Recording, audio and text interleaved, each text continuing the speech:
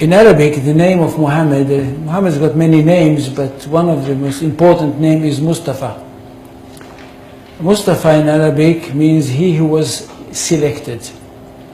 And the idea is that since the time of Adam, the first human being, God selected from every generation the best of all the descendants of Adam.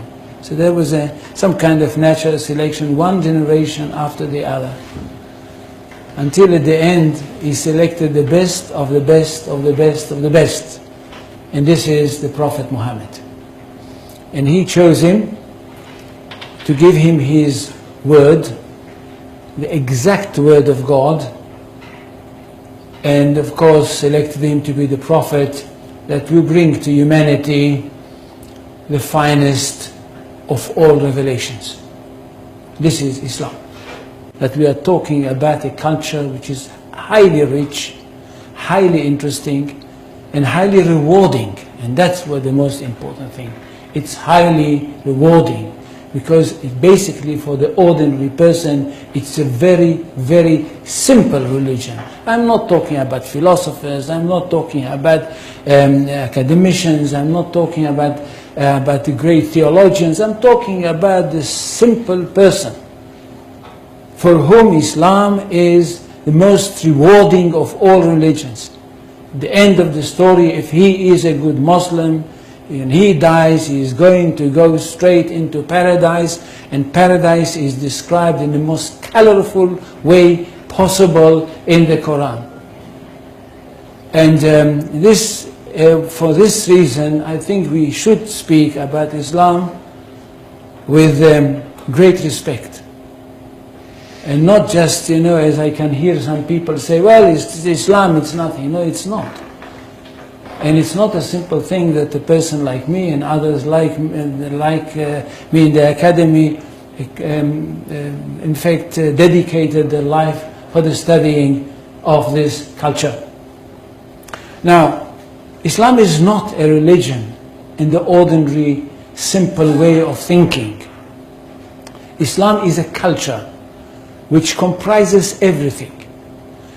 And most of all, it is a culture based on revelation, and it is a culture which is based on a legal system.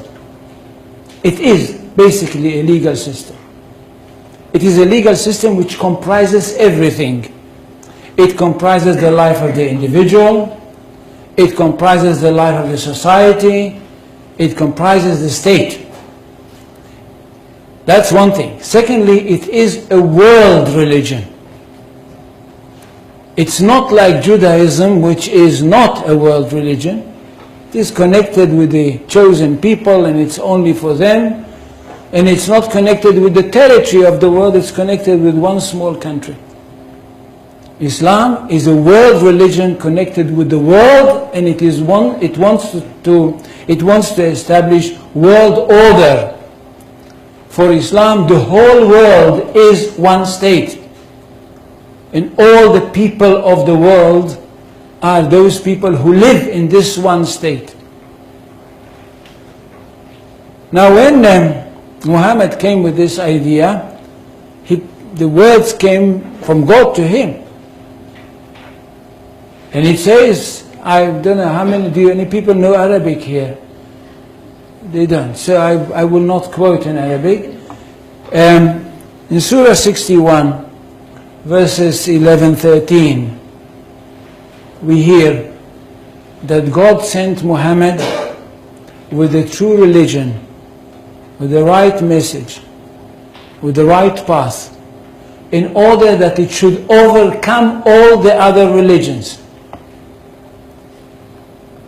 Which means that there is only one truth. Jews and Christians, which are called the people of the book, had once their own truth, but they were not a very good custodians, and they falsified their books. That's why Allah had to send another prophet, a modern prophet, that should bring the last word of God and the only word of God to humanity. This is the Quran.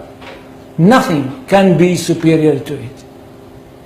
And because of that, this religion is regarded to be one that stands on top of everything else.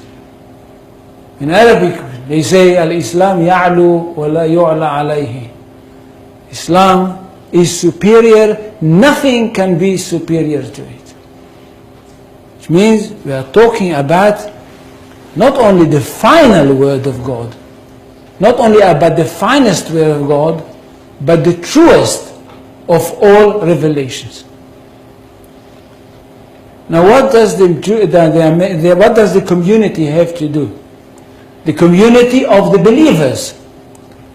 Those people that were lucky enough to have their hearts open and to have accepted the call of the Prophet Muhammad. What do they have to do? They have a mission in this world. To bring the word of God to the whole universe, or if you want, to the whole of this planet.